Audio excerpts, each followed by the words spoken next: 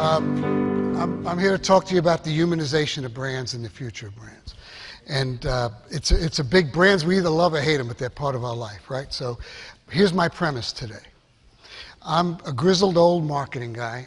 I've been around this a long time, and the future of brands that I see is freaking amazing. I've never seen it so good in my lifetime in this business. In 2 weeks, I'll be 69 years old.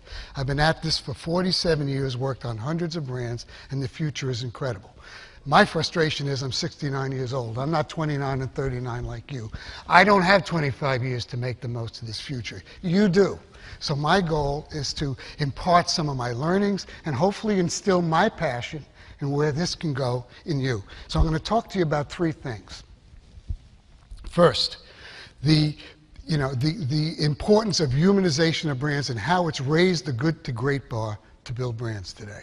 Next, I believe humanization is moving rapidly to spiritualization of brands.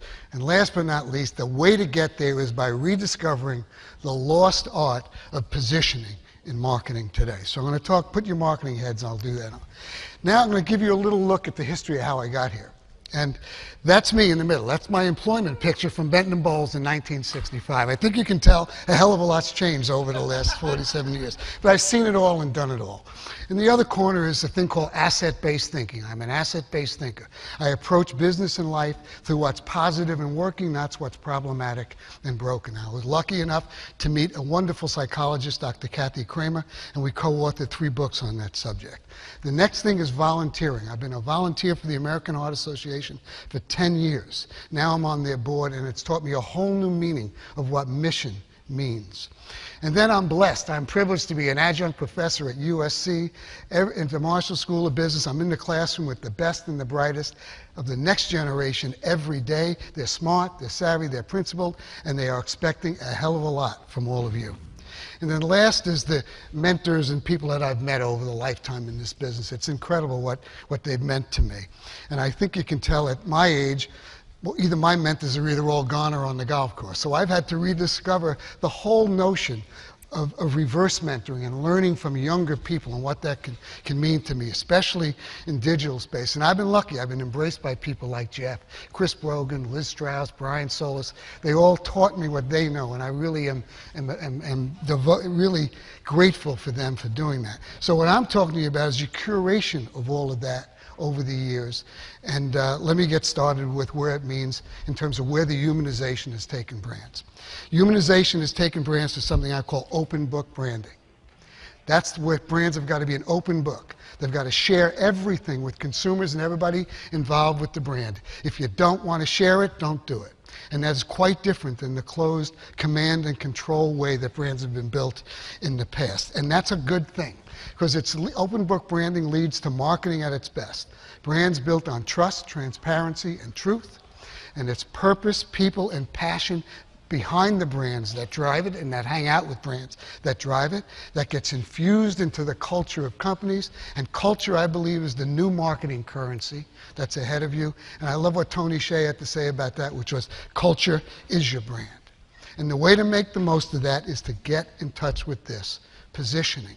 The positioning of brands is at the cornerstone of everything that happens in a business. The problem, that's the good news. The problem is it's at the cornerstone, and we tend to forget it, and it's become a lost art. Let me take you through the evolution of positioning. When I started, this was it. Rational, concrete. It was called the battle for the mind. Then that moved along to a more holistic view of the consumer, doing things that get emotionally bond with consumers. And then we got into capturing the heart, creating love marks. And that's where we are today. That's the cost of entry for a brand. And that's hard to do. You've got to live up to that every day. But where it's going is here. It's connecting the higher purpose of a brand, the spirit of a brand.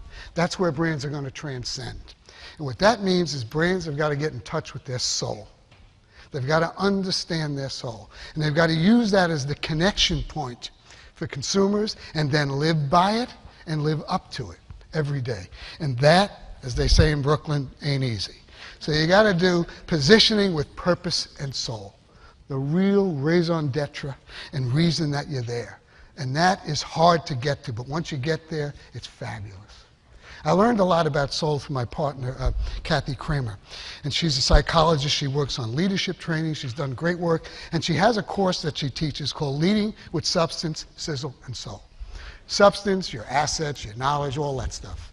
Sizzle is how you package it. Soul is why leaders are there and what they do. And what she found out over 20 years of research is that the importance of that is just the opposite of what people think. Soul, why it's important to you, why you're there, is 60% of a leader's effectiveness. You got to have the rest of it, but that's where the effectiveness lies. And since it is counterintuitive, where do we spend our time? On all the substance and sizzle, and we don't spend our time on soul. That is the same issue with brands today. Find your soul. And once you do, it'll be amazing.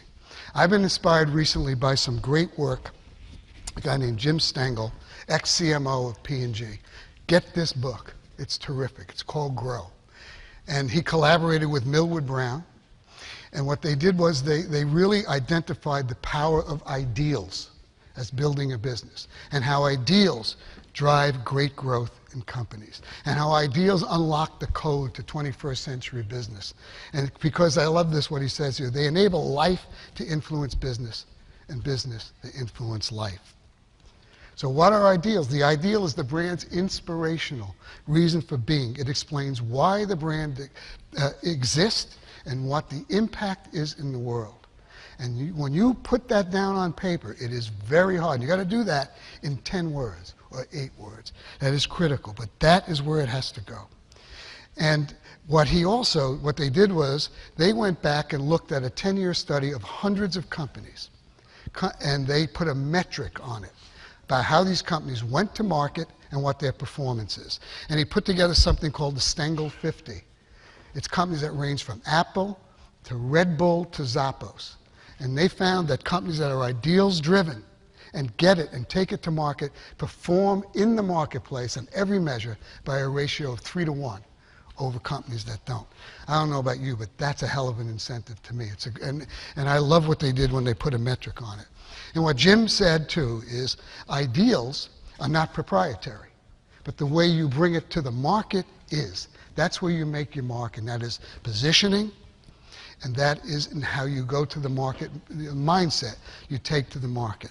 Here's a quote that I've heard in one of our AHA board meetings, which really delivers the mindset that I think you have to have. Run like a business, think and act like a not-for-profit. Think and act like a not-for-profit. That changes the whole way you look at mission and delivering mission. And that's a brand, it's a mission. And here's what we do. At the Heart Association, that's all we concentrate on. Because here's what we found. Mission creates meaning. Mission creates the meaning for what we do. Mission, when we deliver it, attracts advocates. It builds advocates. And that's what you want on your brand. And mission makes money. It's not the other way around. Money doesn't make mission. So that's a mindset that I think from a delivery point of view, we all have to take. So, ideals-driven business. Find it, create one, be one. Be great at open book branding. Don't run away from it, run to it. Spiritualization, find where your brand is going and take it there. Learn how to, and celebrate and learn how to teach and position with purpose and soul. Think and act like a not-for-profit when you go to marketplace. And if you're going to be a leader, lead with substance, sizzle, and soul. And don't forget the importance of soul. I'd like to give you a gift. Gift of asset-based thinking.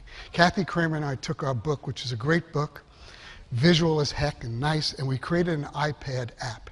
It's fully enhanced. It takes the best of the digital age. I'd like to give you that book.